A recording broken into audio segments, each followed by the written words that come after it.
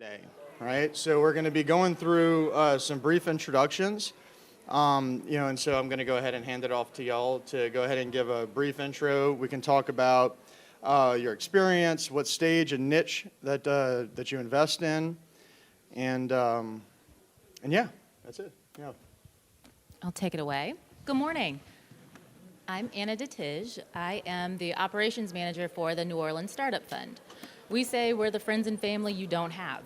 We invest in very early stage deals. So we are pre-revenue, pre-seed, and occasionally seed stage investors. We are a nonprofit impact fund. So our investors are effectively donors for us. We're evergreen, so any returns get recycled back into the fund.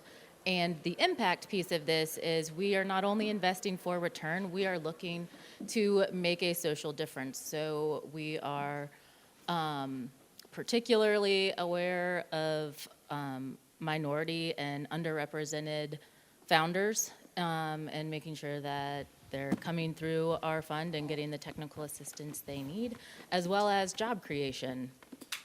So those are a couple metrics we use there. Our typical check size is $25,000 to $75,000, and we are industry agnostic. Oh, and my background is pretty non-traditional. I am a communications major, so if your mom said your liberal arts degree can't get you anywhere.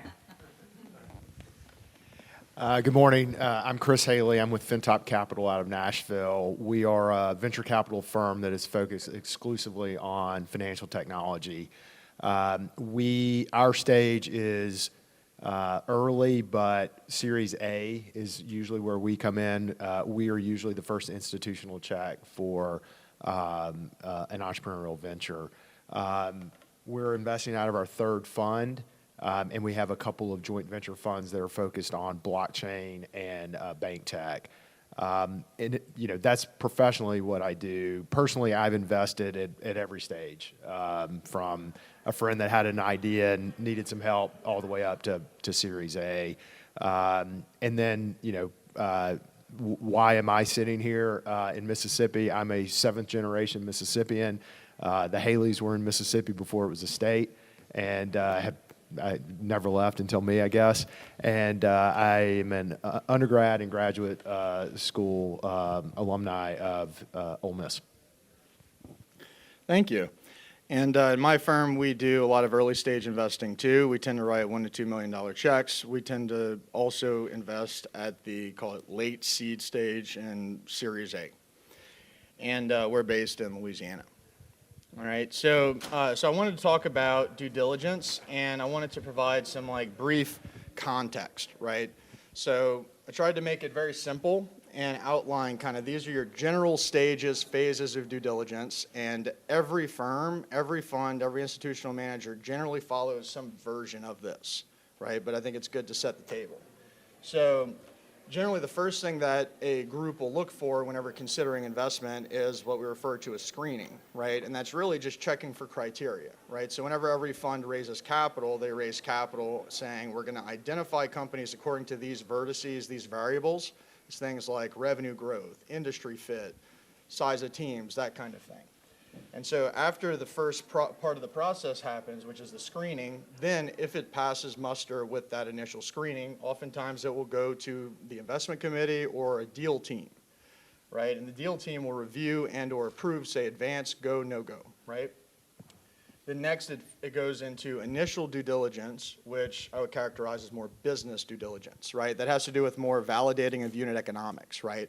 What are the unit economics? What are the churn rates? What are all of the various components? And then based on that business diligence, we'll get into terms. That's where you'll eventually get a term sheet, right? So generally speaking, that first part of the process, I think it's pretty safe to say we try and cover it in about 30 days, right? Like that's about a 30-day turnaround to maybe terms, depending on the market, depending on the opportunity, but just setting expectations. And then so after you get to terms, then you get into more confirmatory due diligence.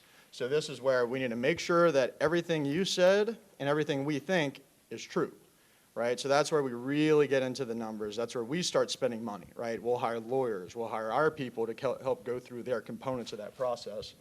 And then eventually we get to closing thereafter. So I wanted to kind of give that overview to kind of like set the pace, right? Is there anything that Joe would like to add to that? As far as the process, no, can I lead into my answer if I'm not adding? Did you have anything to add to that process? I was just going to say that process lines up very closely with ours, and timing. I think you're right, but I just want to set expectations with us. The last investment I did, from the first moment I met the company to when we closed, was 6 months. So the startup fund is playing at a different end of the spectrum, and our process actually ends when we approve you for investment, because we are typically the first check in the deal, but we don't lead the round. So we're going to help de-risk the deal for other investors in the community, and our endorsement sends a signal to the rest of the community that, hey, we think these guys are worth your time. Our philosophy is much more, we're betting on the jockey, not the horse. So even if your business idea is a little shaky, or even has let's be real, it does have a high potential for failure, but even if we think, okay, they'll figure it out, we want to see you again. Like it's a bet on the founder for us. Our due diligence is a lot more, did you take our feedback in the initial process, and like, does your deck and you look like what we asked you to speak to at that point? Okay, great. Yeah, I mean, so we just talked about the different layers of the process, but can we discuss here for a second? So whenever we're talking about criteria fit, right? So, you talked a little bit about what criteria you're looking for, but, what are some examples of other elements or other variables that we've seen certain funds focus around? Like, so let's talk about what are the criteria, what are the screening components that a lot of funds are looking for. I can name off the top of my head, it's going to be gross margins above a certain threshold. It's going to be revenue growth rates above a certain threshold. It's going to be raw revenue above a certain threshold. Just depending on the group, the stage, and their, all those kinds of things. But I'd love to hear, Chris, what you think about that. Yeah, those are certainly important for us. I think, a new opportunity comes in, and, do they have traction? Usually that's defined by about $1 million in revenue. That can be fluid depending on, who the customers are and how sticky they are and all that. But that is a very clear parameter for us. Another parameter that we do the gut check first and then we validate is, how big's the market? Can this thing go from 1 million to 3? That's not very interesting. Can it go from 1 to 100 million? Then we get more interested. Those are the big ones. And then we are, to your point, Anna, we're looking at the founders because we're backing them too. Are they serial entrepreneurs? Are they first time? So those, like, if I think, and there are a host of others, but if I think through the 3 big ones, like that's what we're looking for. Great. That makes sense. So we always hear a lot about data rooms, but like, what segment of the process would you say is like, you guys need to have a data room? And how do you coach your companies or the companies you're talking to through diligence? Like, at what point do you expect them to have a data room ready? I think that expectation is beginning to be the norm earlier and earlier in the process, but in my 10 years in early stage investing, and then I've been at the startup fund for 6 years, it is not unusual for us to get people with like their back of the napkin idea. So definitely, if you don't even have a pitch deck, you don't have a data room.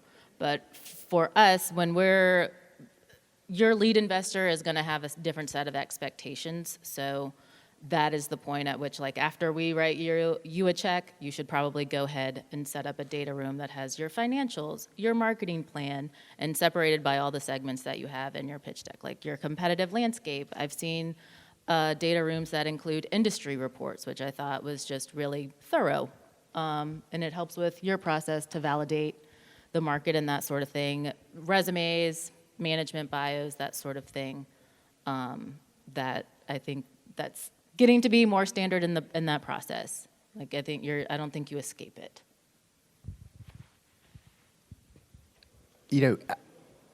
To me, having a data room whenever someone asks shows me that the company's organized, they, have their act together.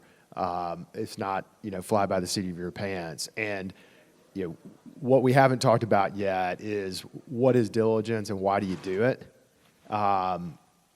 As an let me put it this way. If anybody's ever bought a home, did you ever buy it sight unseen? Did you ever buy it without getting an inspection? Did you ever buy it without getting an appraisal? That's due diligence, right? You want to know that when, the biggest asset you're going to acquire in your life, you want to know that is what it's, marketed to be. That's what this process is. And as an investor, the highest, the most I'm going to like the deal and the highest confidence I'm going to have in it is really early, and from then on, it just erodes. And so that's just the process. And so the more you can do through a due diligence process to maintain that level of confidence, the higher likelihood you have of getting your deal closed. Because it is far easier to say, no, I don't want to do this deal, than it is to close it. So to answer your question about timing, that is an early indicator. Okay, I'm going to have confidence that they can organize all of their information in one place. Like it's that simple. Can they do that basic function? Because if they can't do that, then I worry about can they do the higher level magnitude things that they're saying that they're going to do. Oh, absolutely. Another issue, and thank you for bringing up, about due diligence and the purpose, and that's actually the first question on the list. I skipped over it because I was more interested in talking about these other things. So sorry, guys, but thank you. We see how this is going to go. Yeah, absolutely. Yeah. Hey, I'm the moderator, right? No, I'm just kidding. What y'all want to talk about? All right. So one of the other things that comes up a lot is non-disclosure agreements or NDAs, right? Is that a lot of people who don't spend, in particular in markets like Louisiana and Mississippi, Alabama, a lot of these markets where, let's say, there's not a super robust venture industry that pre-exists. There's like if you go in Silicon Valley, everybody generally knows that you don't that VCs will never sign an NDA. But here it's like, oh, well, wait a second. Like you have your old oil and gas lawyers that are representing a tech company and will say, hey, you need to get an NDA. But funds like us, we can't sign NDAs. Why? I don't actually know. We just don't sign them. I've never pressed it. I was just like, Yeah. if it's a back of the napkin, I'm not signing it. Yeah. But generally, I have been told it's because also investors share decks, and they're going to. Like you should assume that it is going to be circulated. So also don't impede yourself by insisting on that. But tell us why, Chris. We had our summit last week, and I'm going to get the number specifically wrong, but directionally right. We told everybody in the audience, we look at, they had calculated it is thousands of emails that come in every year. And out of that, we will actually take seriously and look at hundreds. Administratively, we can't keep up with hundreds or thousands of NDAs. It's just not humanly possible. That's probably the biggest reason, and they're probably arguing a lot of other reasons why. But at the end of the day, it's just administratively you can't do it. When also, our business is to find and invest in companies and get a return. We're not going to go reverse engineer your technology and build it ourselves. We're just not. And so at the end of the day, if that's your biggest concern, we don't have time to do that. And when it comes up, it's a mountain to climb. Once again, it's far easier. We got a lot of stuff in front of us. We're looking at a lot of stuff every day. When the NDA comes up, that's an easy decision. I move on to the next thing. I'd also say that's a clear indicator of a rookie founder. It's interesting because I would agree with you. It's interesting. We had we had an opportunity earlier this year. Phenomenal team, phenomenal company. The fundamentals were amazing, and the guy who's a friend of mine was insistent on an NDA, and we kept looking at him going, Scott, you've been in the world for 20-something years. You worked at Stevens. You worked at FIS. why are you sticking to this? And he just dug in his heels, and it made it easy for us just to walk away, even though it was a great opportunity.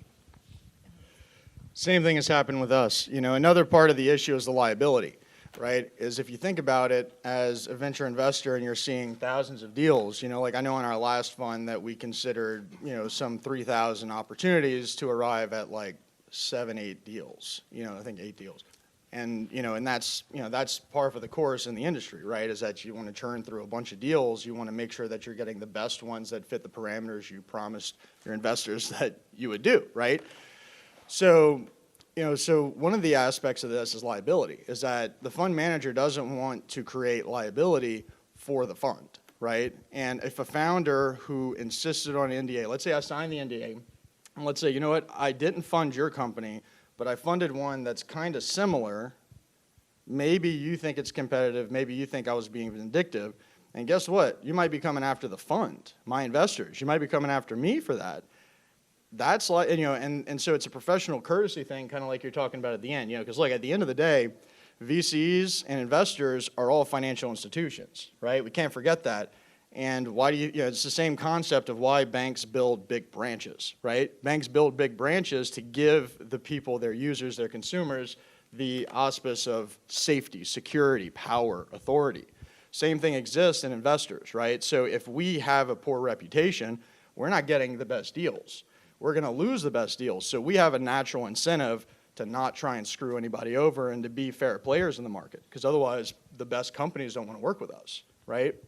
And if we're not getting the best companies, what are we doing, right? So just wanted to tie into that as well, is like that creates a liability and a segment of risk there. I have a little tiny bit to add to that, and it is you want investors to talk about you. You want them to talk about you at the gym or at a cocktail party. So you wouldn't want to do anything that prevented that conversation from happening, because that's also how you syndicate around. It is through relationships, and it's through, hey, look at this cool new company. I think you might like it. And anything that would stymie that is a disservice to you and the company you're trying to build. Okay, great. All right, I'm just looking through these. So, so we talked about some of these things here and there, but let's talk about what are some common red flags, at the different stages of the diligence process, right, that could kill the deal, right? So, so obviously it's pretty intuitive that on the criteria segment, right, that if you don't meet enough criteria, then you're just not going to work, right? So and those criteria set is different fund by fund, right? But what are some of the red flags that may not be related to criteria fit that would throw you off or maybe prevent you from taking it to the deal team, right? That advances it from screening. What would be some of the key red flags at that stage? Since we're like the Fisher Price of the investment funds right here, I think as I'm thinking about this, our due diligence happens through the screening process because of where we play in the investment sphere. We're seeing red flags like as soon as we're screening, like we're geographically restricted as to where we can invest. So you're outside of that, can't do it. But academics are difficult to work with. They always think they know all the things, and so they're hard to coach. It's not a no. It's probably a beige flag, but we're like, oh, okay. You feel a way about it. Other things are like your reputation might precede you, depending on who referred you. So our due diligence, because it doesn't happen post-investment. To be candid, when you come through our process and you come to our investment committee, we are trying to get to yes. It is Dolphin Tank, not Shark Tank. So it's a softer audience. But like I said, we will probably have worked with you a couple times at that point too, and it's, okay, did we give you some feedback on our first meeting and you came back again and things were the same? Then that says either you don't know what you're doing or maybe you're lazy. So those are red flags to us. Yeah, I try and think through a few anecdotes that I've had over the last year or two. And I'm going to jump around, and ideally I'd go through the process, but my brain's not working that way right now. But if I start at the end, you said confirmatory due diligence. When we issue a term sheet, we expect to close, unless something in diligence, whether it's tech or whether it's legal, is not what we expected. And we had one when we did our confirmatory due diligence where we thought that the technology was supporting 2 instances, which we don't want to do because that's a waste of time and money and effort and everything. And that we realized that it wasn't, but that was a red flag. Like, we had to dig into that, and the deal was in jeopardy. We had a deal we liked, and we had issued a term sheet, and we were suspicious of how the founder would react to it, and based on conversations we had in our due diligence. So, betting on the jockey, we're talking to people that they either give us as recommendations for professional reference or working our network to get, insights. And we had something that when it was said, it wasn't a red flag, but it was, maybe amber. And so we wanted to check it out. And we issued a term sheet, and we waited to see how he reacted. And the way he reacted was, it is one of those, like, I dodged a bullet. Like, thank goodness that happened the way it did, because we would not have worked well together going forward. When I think about, it's interesting. It is rare that when we put in the work and we like something from a business perspective that we're going to back away. Like, it's really rare that a red flag jumps up. Usually it's the interpersonal skills of the founding team and how they react to certain things. What's their level of maturity? Are they people that are ethical, that, align with our philosophical values? Like, that more often than not is what is the red flag at the end of the day. Thank you. Yeah, I mean, one of the red flags that we come across is just a general lack of understanding or lack of focus around your own numbers. That to me is one of the number one things that I see is like, hey, what's your LTV? It's like, what is LTV? There's the incorrect answer. Incorrect answer. Correct answer is, I don't know it yet because we haven't validated with enough testing and user data, right? I mean, I can't get too mad at that. If you don't have the data, you don't have the support, then we're all working off of theory. The question is, can we agree with your theory? Because unit economics matter, right? You can't always change. You can't change the market. You can't always change the product cheaply. And so those things really have to work in sync, and they really have to match, right? The team, you can, unfortunately, and it happens, is that especially in difficult markets is where the team gets shifted around a lot. It's that there's underperformance or whatever else happens, And so that's also, I've always been a believer that due diligence is a two-way street, right? And that whenever a fund is investing in the company, that's a marriage, You're coming together, you're committing together, you're saying your vows, right? And these things really matter, So that's where we're talking about culture fit, culture fit. So this is another one of those elements. It's not on the questions list, so forgive me. So one of the things I'm really kind of fascinated by, is that everybody's always talking about company culture, right? Is the importance of having a great company culture, right? And that's really driven by the CEO and one of the key jobs and roles of the CEO. But a lot of people don't think about what the culture could be like at the board level or even at the shareholder level. So those are 2 other layers of complexity there, right? And that's where we start talking about a red flag maybe having too many names on the cap table, right? Where if you have too many investors on your capitalization table, too many shareholders, then a lot of investors will be like, I don't want to deal with that many people. That's a lot of people. I don't want to deal with that. And I think let's talk about that for a minute. It's like, because there's a lot of this concept that I'm bringing up, which is around setting culture, not just at the CEO down within the company, but also with the CEO and the board, because the board has to function well and make decisions well together. So that's a whole nother level of complexity there too. But I think we should talk about that a little bit. So I wanted to speak to one of your points, and that is the being strategic as to, like you said, it is a two-way street. You want to determine whether the person you're taking money from can also help you get to where you need to be. So one of the sharpest presentations I've ever seen was El Guapo Bitters, and she didn't actually need the $1 million. She needed the strategic investor to get her the sales channels that she was looking for. And she closed her, she was crystal clear in her vision for the company, as well as what she was going to use the money for. But she was like, I could have figured out how to bootstrap this, and I think she actually had the cash flow to do so. But she was looking for someone who could help her and wanted to help her. But you would also want to make sure that you aren't getting someone that is going to steamroll you and your vision is no longer your own and you get washed out of your own company. So be really intentional. Like, all money is not good money.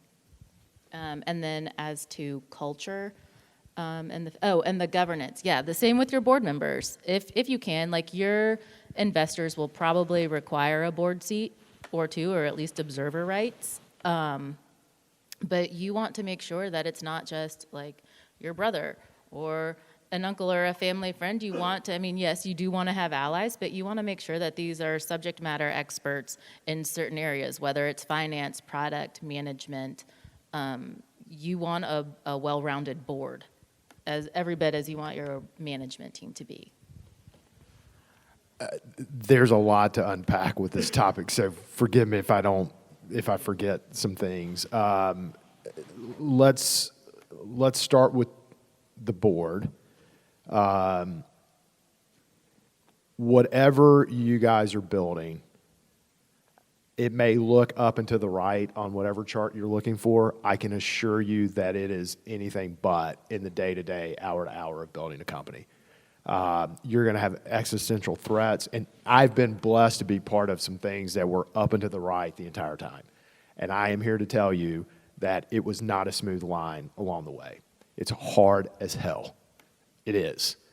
And you do not want it to be any harder than it has to be, because you've got a board with, your mother's financial advisor, and you trust him, and he's never done anything like this before, or your best friend from college is now a lawyer and you trust him. Like, you need to be very intentional about your board, because when hard decisions have to be made, and they will, you want to be able to make those decisions in an efficient manner. You want a grown-up in the room. At least one. Yeah.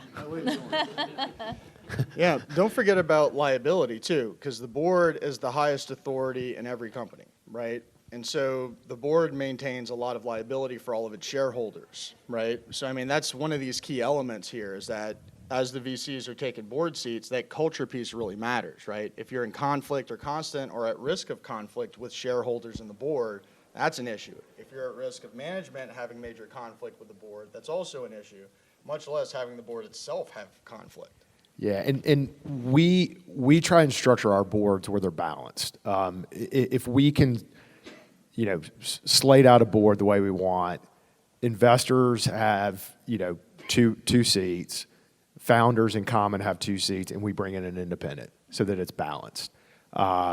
We don't expect everybody to agree, but we do expect everybody to be professional in how you make decisions and get there in an efficient manner. I'm not saying a fast, but in an efficient manner. And they're not all, functional boards. And the amount that you have to do to get people to where they need to be, and the number of conversations you have to have when you could just walk in a room and hash it out and be done, it's exhausting. And frankly, there are more important things for you as entrepreneurs to be dealing with than dysfunction at the board, because this guy wants to prove that he's more impressive than that guy, and egos come in, and it is exhausting. And so you have to be very, very thoughtful in curating your board. That's thought one. Thought two, and this is all in the bucket of culture, because at the end of the day, you're a team and you're trying to work to figure out how to get all this stuff done. When we look at it's not in that initial criteria screening, Hal, but when we're digging under the hood a little bit, and we look at the cap table and we see 50 names on a cap table, that's not efficient. And we know it's going to be really hard to get things done. And I will give you a real world example. They didn't have 50, but they had way more than I probably would have wanted. And it took them forever to get all the stuff they needed done. And we, like a lot of funds, had our money with Silicon Valley Bank. And we were supposed to close on a Thursday. And if anybody remembers, on Friday, the doors were shut. And he finally got his last thing, but I didn't know if I had money for him because the money was supposed to have gone out the door before the doors closed. And when we were rehashing it, and I told him all along, I've been in and around deals as a lawyer, as a banker, as an entrepreneur. Time kills all deals, and time almost killed his. I mean, and when I asked him what was going on, he told me that one of his shareholders was going through a divorce and he couldn't get both signatures on the documents. And when he finally realized what was going on, he did not have the current email. And that's why he almost didn't get funded, because he had too many shareholders that he had to manage, and one was in a situation that was exponentially harder to manage. And so, what's the right number? I don't know, but the more you have, the more complex it is, the more relationships you have to manage, the more signatures you have to get, the more people you have to handhold, and whenever a decision has to be made that shareholders have to approve, you got to go through a process. And so, look, that is a luxury for some people that they don't have to have a lot of shareholders. At the end of the day, you need cash. So if the way to get your cash is you get 25 shareholders, then that's the way you get your cash. But just be mindful that it's going to be more burdensome down the road. That's a good point. Only speaking to experience at the end, you might want to, as the founder entrepreneur, you might want to set an investment minimum. Just 10,000 is a common blanket. Do you guys have a minimum threshold that? When we're looking at, Yeah. No, I mean, they come to us and we're evaluating, and at the end of the day, we don't care. We call them squirrels. We don't care how much or little the squirrels have. It's more just, can we manage this at the end of the day? There.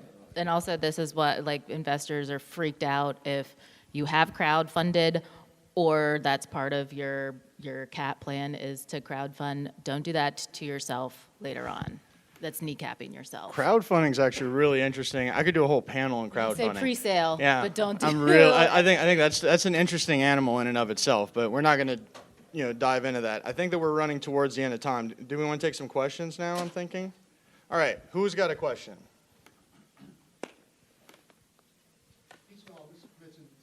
Specific criteria and parameters y'all look at in the screening process. How much, if any, or what extent do you use personal opinions or behavioral finance type thoughts into it into your decisions? Can you expand just a tad more on that? Well, like the first screening criteria for the companies you're looking at, you said you had 1,000 companies you're looking at, and you have screening criteria. Do you have any things that you use personal biases or avoid them, or at what extent do you take that into consideration? So I'm thinking your soft skills versus hard skills, sort of parameters for that. Yeah, I suppose that does make it is astounding to me the amount of people that don't respond when I say, "Hey, thanks for sending us this email. We would like to learn more." And radio, I'm like, "Oh, okay, good for you. I guess you solved this problem."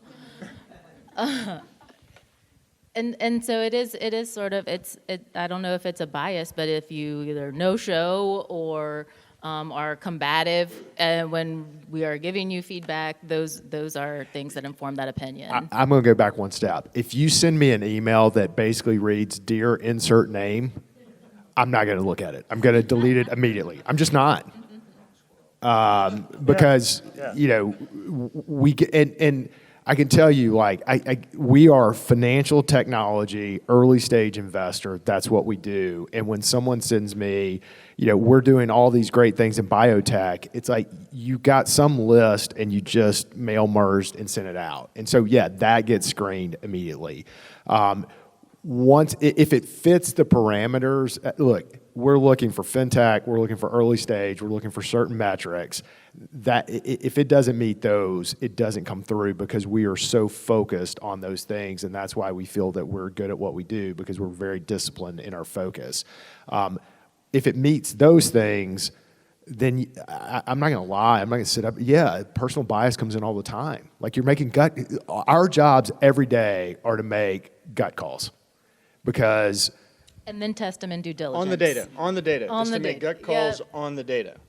Is that, that's a key feature of this, and that's a feature, not a bug. But we also said that we invest in the jockey, not the horse. So there's Right, definitely, I That's true. suppose there are personal biases. But Yeah, that's so, also but- why we have teams. Yeah, but so for the criteria screening, though, so I would say that for us, I'm not looking at soft skills and personality traits as part of my screening. I'm looking at pure quantifiable metrics. I'm looking at market size. I'm looking at market growth. I'm looking at TAM expansion. I'm looking at margins. I'm looking at growth rates within the company. I'm looking at churn rates. All those things are the ones that really matter in that first screening. And that's the way that investors are like, is this person in my universe? Just the same way that you guys will build customer segments and segment out your customers and say like, okay, I can sell to, I'm going to sell to these doctors and these hospitals, right? Or sell to these doctors but not these hospitals, right? And, you're segmenting the market and identifying a specific base of customers. The same thing exists for us, is that we're trying to say that out there are so many companies that are going to fit this criteria, and we're going to try and find the best ones of these, right? And so for them, it's fintech, and it's within those parameters, But the soft skills, and we will know. We've gone through the exercise enough times that we will know what your soft skills are. We will read into them, we will talk and ask questions, and during those processes, those things will become apparent.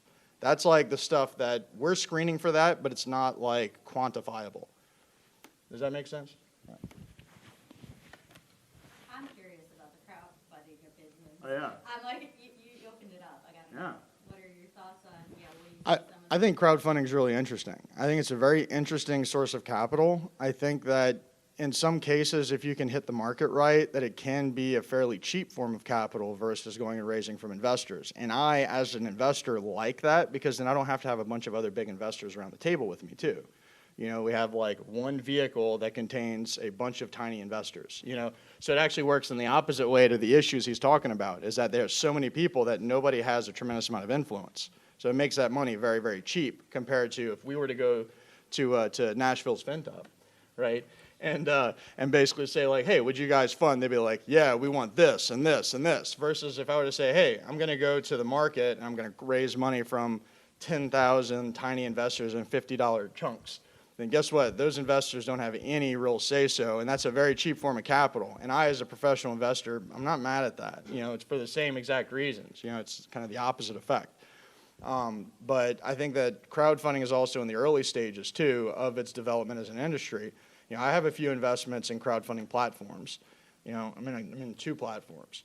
And I think that those are really, really interesting space. And those companies are, they're still growing in this market. Crowdfunding is still successfully closing right now. It's not as big as it was, but it's still, like, those deals are still closing today, even though VCs are not closing as much. And then what do y'all say when someone's coming in who has done some crowdfunding and needs you to fill in the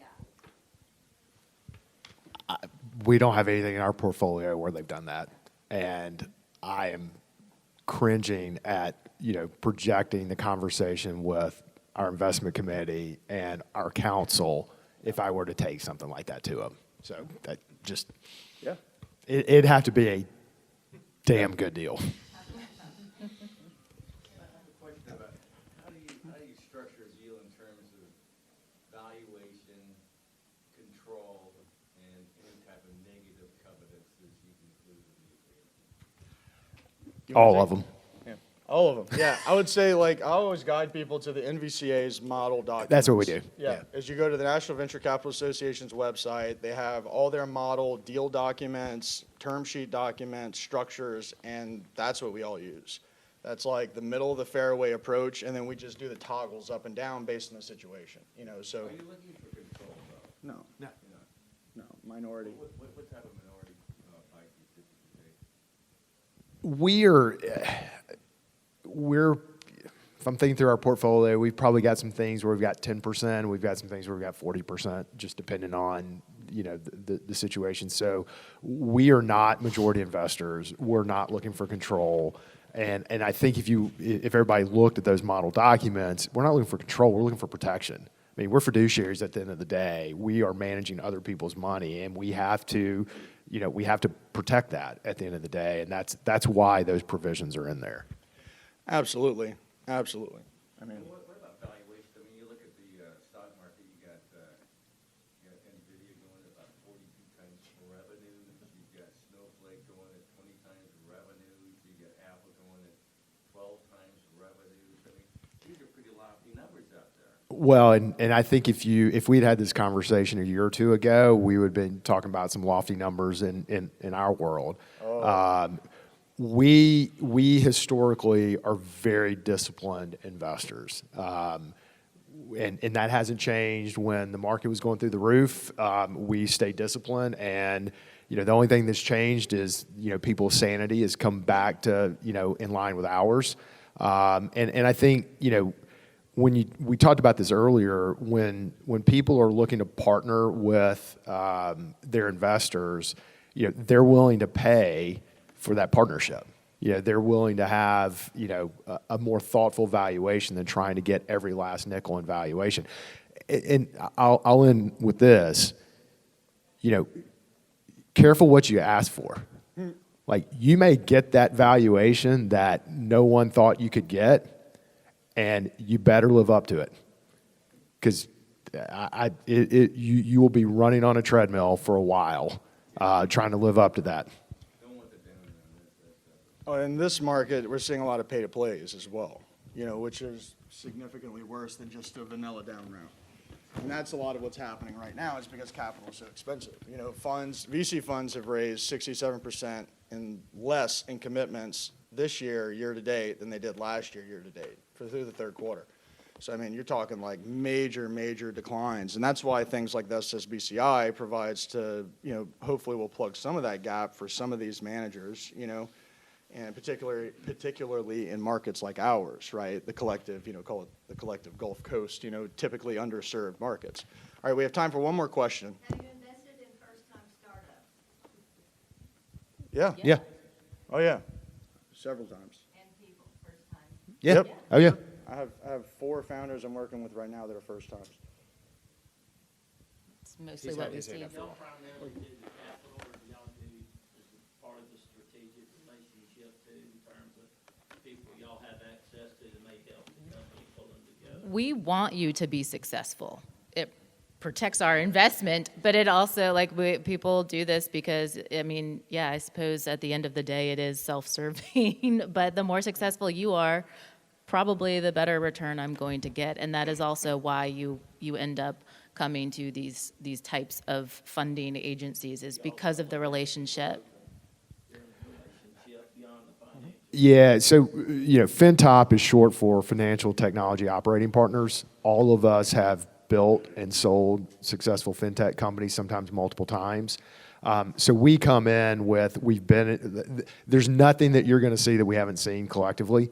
And so we bring the know-how, and then we also bring, I don't know how many decades of experience in the fintech space with our connections, with the strategics that you're going to want to be partnering with, the strategics you're going to want to sell to. And then we have a joint venture fund that's focused on bank tech. The partners are banks. And so, we are delivering, a captive audience to our portfolio companies when they come in. Yeah, I mean, and our fund, we'll even go so far as we've got a job board on our website that links up with the job boards of all of our companies. So after we make an investment in a company, we load them up into our job board, and then we're reposting all of their stuff on our website. And they get referrals from us for employees, for investors, for all these things, and that's just part of the services. And it's in really competitive deals, right? Which I only want to be in competitive deals, right? Because that means it's the best deals that everybody wants to be in. So those are the deals that I really need to go with my A game and say, hey, company, you want my money because I will do these things. And a lot of times I'll give referrals. I say, hey, here's three company CEOs that you can talk to about how it's been working with me, right? There's a good one, a bad one, and an ugly one. Go nuts. I've done it. I'd do it again in a heartbeat because I stand by what I do, and it's the same thing. So I'm sorry, any other final thoughts we have for the group? I mean, thank you all for hearing us talk about the wonderful world of due diligence. But, I think we're good, right? Anything else? We do have a door prize. Oh, Just a second. First, I want to go, thank you guys, Hal for moderating, for Chris and Anna, our panelists. I'm glad you guys were a little bit as a token of our appreciation. So, yeah, and I guess, without, further ado, we'll let Hal do the drawing for you. Yeah. All right. Close my eyes. Okay. All right. Okay. Nate Bernarski. all right. Congratulations, Big Nate.